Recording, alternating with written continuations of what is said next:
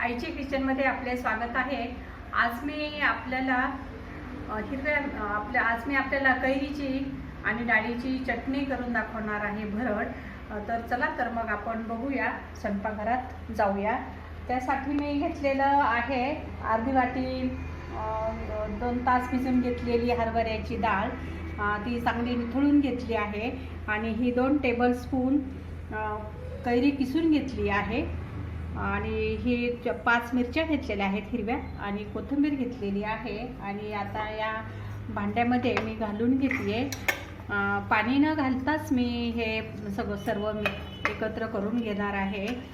आणि 2 टीस्पून मी चवेला मीठ घालत आहे, अजून थोडेसे जास्त घालत आहे। आणि रंग येण्यासाठी थोडीशी हळद घालत आहे, आणि त्यामध्ये कोथिंबीर आणि थोडेसे पाव टेबलस्पून जिरे घालते चवेला। आणि हे मी मिक्सरमधून काढते। गॅसवर फोडणीसाठी चमचा ठेवला आहे, आणि त्यामध्ये मी 1 टीस्पून मोहरी घालून घेते। या चटणीला या भरडला मोहरी छान लागते। आणि पाव टीस्पून हिंग घालत आहे।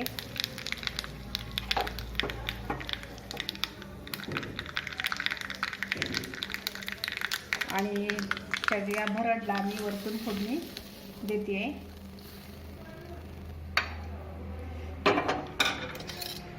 अशी ही आपली कैरीची आणि डाळीची चटणी तुम्ही सुद्धा अशी करून पहा। आता कैरीचे सीझन आहे, हे तोंडी लावणं किंवा पराठ्याबरोबर, ब्रेड बरोबर, भाताबरोबर ही चटणी छान लागते।